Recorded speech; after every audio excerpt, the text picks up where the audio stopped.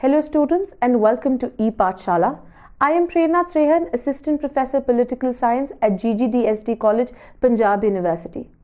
In today's module, we shall be looking at a great thinker, philosopher as well as freedom fighter, Rammanohar Lohia. In today's module, we shall briefly outline his life sketch. We will then move on to his political and social thought, including his views on socialism, his views on... Hello students and welcome to E-Pathshala. I am Prerna Trehan, Assistant Professor Political Science at GGDSD College, Punjab University. In today's module, we shall be looking at a great thinker, philosopher as well as freedom fighter, Rammanohar Lohia. In today's module, we shall briefly outline his life sketch. We will then move on to his political and social thought, including his views on socialism, his views on and capitalism as a path for India's development. Lohia made a significant contribution in the field of socialist political thought in India. He always laid greater emphasis on title of Gandhian ideals with socialist thought. He believed that through the principles of democratic socialism, the economy of a developing country could be improved. Although Dr. Lohia was a supporter of dialectical materialism, he put greater emphasis on consciousness. He was of the opinion that through an internal oscillation between class and caste, historical dynamism of a country could be ensured. He was an exponent of decentralized socialism. According to him, small machines, cooperative labor, village government operate as democratic forces against capitalist forces. He considered orthodox and organized socialism a dead doctrine and a dying organization. His life sketch. Dr. Rammanohar Lohia was born at Akbarpur in UP on March 23, 1910 and died on October 12, 1967. As regards Lohia's background, he received primary education at Akbarpur, passed high school from Mumbai in First Division, intermediate from Varanasi and did graduation in English Honours First Division from Calcutta University. After graduation, he went to Germany in 1929 to complete his master's and to obtain the doctorate degree. He obtained his doctorate degree in 1932 on economics of salt satyagrah from Humboldt University under the guidance of Professor Werner Sombart. Upon his return to India in 1933, he joined the freedom movement at a young age. He was associated with the Congress Socialist Party in the Congress in 1934. With the formation of the PSP in 1952, he was with it for a few years. Later on, with the Samyukta Socialist Party, he joined that. Lohia was a great orator. He was also a prolific writer. Some of his important works are aspects of socialist policy, Marx, Gandhi and socialism, the caste system, fragments of world mind, etc. Furthermore, he had a wide interest in history, philosophy, literature, painting, etc. At an early stage of 1942, socialists in the Congress were mainly instrumental in motivating Gandhiji to launch Quit India movement. Dr. Lohia was a moving spirit behind the Quit India movement and a leading light along with Achyut Patwardhan, Aruna Asaf Ali and Usha Mehta in organizing underground revolutionary movement in 42 to 44. He formed the Azad Dasta, an underground group, and established its centers at Mumbai, Kolkata and Nepal. He operated the underground Congress radio station.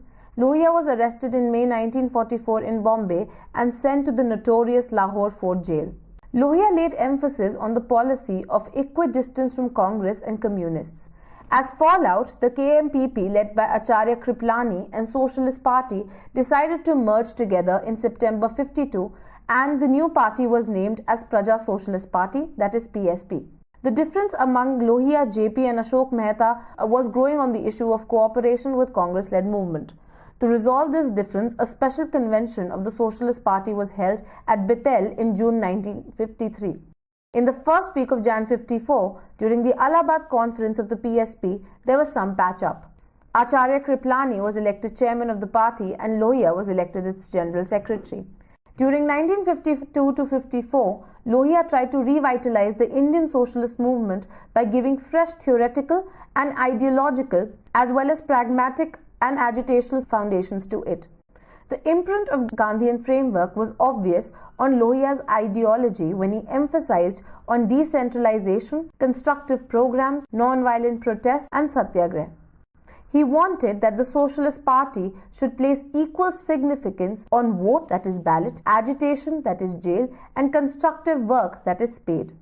For the reorganization of Indian polity and economy, his emphasis was on democratic decentralization through the Chaukhamba Raj, where power and economy were to be equally divided among villages, districts, provinces, and the centre. In place of reservation, he pleaded for the principle of Vishesh Avsar, under which 60% of the political and economic space for a time-specified period was to be secured for the backward classes comprising SCs, STs, OBCs, and other backward castes among minorities and women. His programs of Dam Bandho in his face of inflation and economic crisis caused by consumerism, Jati Todo during the rising wave of casteism, Angrezi Hatao in a downtrodden phase of Indian languages, and Himalaya Bachao with growing insecurity on the borders are more relevant than ever. Throughout his life, Lohia was a man of action and a hero in leading powerful people's movements against Portugal's colonial rule in Goa in 46, against Rana regime for the restoration of democracy in Nepal in 46 and 49, struggle in the Rewa state in 50, peasants' struggle in Kogudu, Shimoga, Karnataka in 1951, peasants' movement against increase in canal tax rate in UP in 1954, movement in Manipur for establishment of a state assembly in 55, and All India Satyagraha launched by Socialist Party in 1957. During the process of his struggles, he developed techniques of peaceful collective action, non-violent civil disobedience against injustice, and remodeled methods of mass protest through satyagraha. Dr. Lohia was elected to the Lok Sabha in 1963. On his initiative, the first vote of no confidence motion was raised against the Nehru government. Lohia was the conceptual and practical architect of non-Congressism. The political outcome of this experiment was visible in the 1967 elections when the non-Congress governments were formed in 9 states. At the time of the peak of his political glory, at the age of 57, he was famous for his social and economic transformation in which politics was regarded as the real moving force. In his conception of politics, theory and practice, struggle and constructive work, democracy and civil disobedience, symbolically represented by spade, ballot and jail, are combined together. Like Marx, his emphasis was on struggle, but he discarded the idea of violence. He tried to refine the Gandhian techniques of non-violence and satyagraha by accepting non-violent methods of struggle, but adding to it mass-based civil disobedience against injustice and exploitation. Lohia's emphasis was on small machine-driven tools of production and ownership under the control of cooperatives and communities. In Marxist analysis, imperialism is the last stage of capitalism. Lohia did not agree with this proposition. By citing concrete examples from the economic history of India, England, Western Europe, and Africa, he marshaled evidence to prove that imperialism practiced by England and other Western European countries greatly contributed to the rise of capitalism in Europe. He propounded that an Asian socialism should be different from European Marxist thought process of socialism, since historical, material, and social conditions are different in the 2 continents. In this unequal world order, his theory of 7 revolutions or Saptakranti for building a society based on male-female equality, elimination of color discrimination, revolution against birth and caste-based inequality, revolution against colonialism, and for establishment of world parliament, revolution against inequality generated by private capital and for the growth of capital through planning, revolution against armament, and in favor of mass civil disobedience, offer an alternative to create a just social system. Apart from politics, his books, Marx, Gandhi and Socialism, Wheel of History, Fragments of a World Mind, Will to Power, and dozens of other booklets are clear testimony to his intellectual prowess. Lohia Socialism. Rammanohar Lohia occupied a unique place in the evolution of socialist thought in India. He was the first socialist thinker in India who refused to accept the Russian or Western model of socialism for India.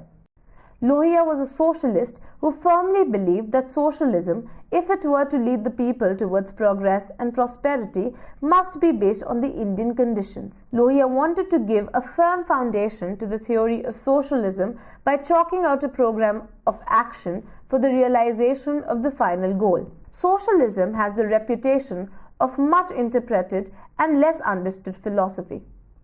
In India, socialism means differently to different people. Many thought socialism would either merge with communism or become an ally of capitalism. To remove all such misconceptions, Lohia placed his original thesis on socialism. The basic postulates of the new socialist theory was stated thus. First, both capitalism and communism are based upon centralized power which is incapable of bringing about a radical transformation in society. Second, both capitalism and communism believe in the same method of production. The only difference between them is that in capitalism, some individuals or groups make profit, and in communism, even though there is no individual profit system, a centralized power, class or party monopolizes the benefits. Society does not in reality enjoy economic, political and individual freedom. If we look at communist countries and the so-called free democratic states and analyze the actual conditions of the people, it is quite clear that both are capable of ushering in a social transformation, people's freedom and people's culture. Therefore, both have to be eschewed. Fourth, socialism does not believe in restricted capitalism or mixed economy. It does not believe that this world would ever pave the way for socialism. Fifth, the political and economic objectives of socialism are to establish a free and decentralized society by eliminating capitalism and centralized political and economic influence from the society. The orthodox and organized socialism was therefore declared to be a dead doctrine and dying organization. Lohia made a strong plea for new socialism consisting of the following fundamental principles. First, maximum attainable equality. Second, socialism. Third, small unit technology. Fourth, four-pillar state. Fifth, a decent standard of living. And sixth, the world parliament and government. Equality was the central point of Lohia's concept of socialism. In his own words, he said, socialism is a doctrine of equality. Unless we are careful, it may deteriorate into a doctrine of inequality. Lohia's concept of equality was unique. According to him, equality did not mean or identical reward, because this was not possible as far as capacity and need of the people differed. Equality stood for such an arrangement of social forces that each may get its due, that is, a balancing of share in the toil of living with a share in its gain. He maintained that there was no equality among individuals and also among the nations. Justice, human dignity, morality, brotherhood, freedom and universal welfare could therefore then not flourish in the society. Lohia recommended a sevenfold revolution to fight against inequality and justice. This sevenfold revolution was revolting for equality between men and women, abolition of inequalities based on color, elimination of inequalities on caste and birth, economic equality through increase in production, national freedom or ending of protecting privacy of individual life from collective encroachments, and limitations on armaments. Rejection of casteism in all its spheres. It was necessary for the abolition of caste system that political leadership should come from among the Shudras. It should be broad-minded, truly national, and respected by all sections of the society. The Shudras coming to a position of power and leadership must not think only of the community, but should be concerned with the interests and welfare of all. Lohia opined that it was in the self-interest of the Dwijas to struggle for destroying the caste system, because so long as the caste system survived, the country could not develop or gain in strength. Consequently, it would not count for much internationally, and present Dwija rulers of the country would continue to be regarded as the Shudras of the international caste system. Lohia did not emphasize on education, particularly university education, while picking up Shudras for positions of leadership. He said, "When I speak of leaders arising out of Shudras, I do not mean that they should necessarily be educated. The real criteria is that they should have courage, honesty, and a grasp of fundamentals." According to Lohia, a long tradition of ideological subjection had made the so-called low caste stagnant. An oscillation between caste and class had been the law of history. Caste structure of Indian society had led to political injustice. Evil of casteism. In India, there was a ruling class which was firmly entrenched in position of power and was mobile. This ruling class had three features. First, it belonged to the high caste. Second, it had English education. And third, it possessed wealth. According to Lohia, caste had caused shrinkage of abilities and opportunities, and as a result, 90% of the population had become mentally paralyzed. The process of shrinking of ability and opportunity, once started, went on indefinitely, with the result that certain privileged subcastes among the Brahmins or the Kayasths acquired more privileges, while the vast majority was continually deprived and became less able. According to Lohia, all political parties of India were led by ruling castes. No matter how much they may strive with one another and whatever irreconcilably conflicting principles they might display, they presented one solid phalanx of distinguished people against the mass, which was caste. The system of equal opportunity could not solve that problem, for when everybody would have equal opportunity, the castes with 5,000-year-old traditions, liberal education would be on top. Therefore, not equal opportunity but preferential opportunity can pull down the walls of these narrow coteries. The four-pillar state. The four-pillar state was one of the important features of Lohia socialism. In order to achieve true socialism, Lohia evolved the concept of the four-pillar state. Four-pillar state was an arrangement wherein constitution was framed on the basis of the four-pillar state. These four pillars were the village, the district, the province, and the centre. These were of equal majesty and dignity. The four-pillar state was obviously not a mere executive arrangement. It was not as if superior parliaments, legislate and village and district organs were left with the execution of laws. Sovereign power must not reside alone in the state federating unit. It must be broken up and diffused over smallest region where a group of men and women live. The idea of such a state, however, did not represent the idea of a self-sufficient village, but that of intelligent and vital village. Under such a structure of state, each little community would live intelligently and strive after the integrity and unity of the nation. In the four-pillar state, the armed forces of the state might be controlled by the centre, the armed police by the province, but all other police should be under district and village control.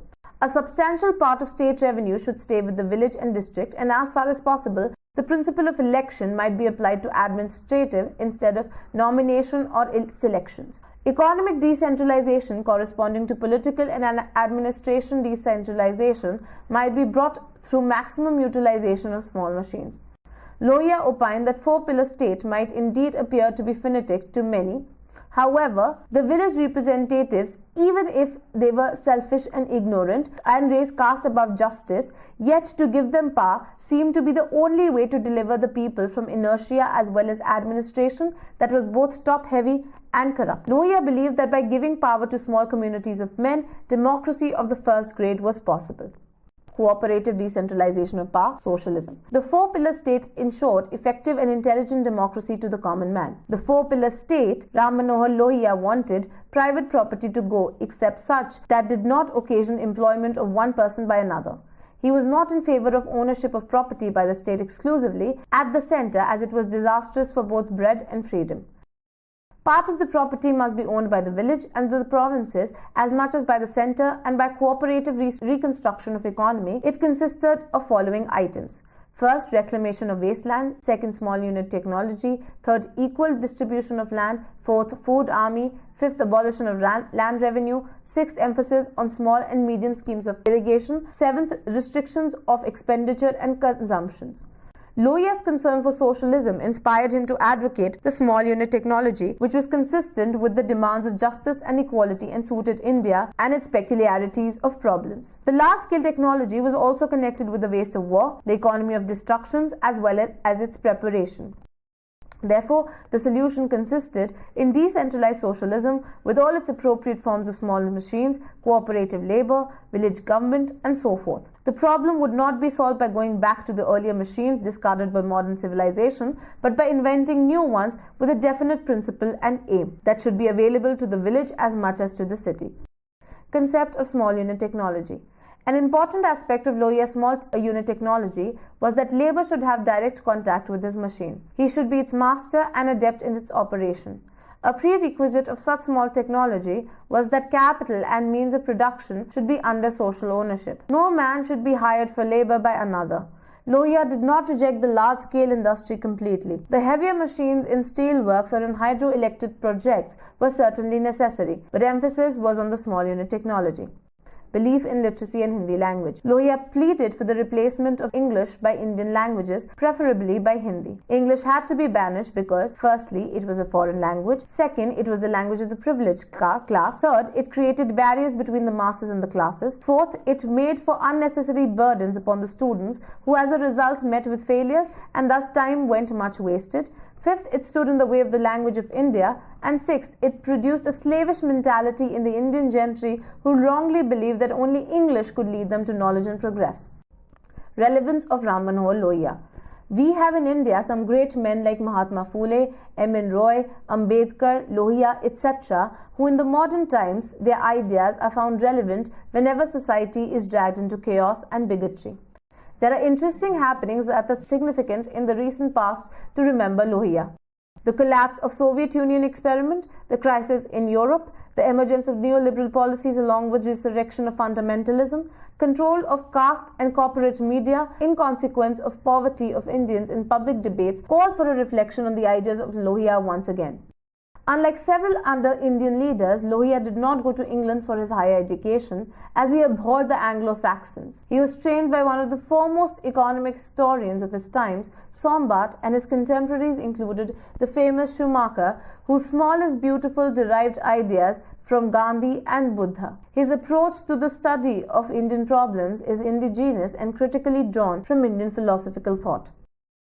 Lohia used several examples from Indian thinkers like Shankara to illustrate his point. He was very critical about Marx being at the same time being a Marxist and used his theory of surplus value for analysis. A major criticism against Marx was that he had used his European background for the study of Asian or Indian problems that are much different. He was of the opinion that Marx's lack of knowledge about Asian society made him draw extreme generalizations.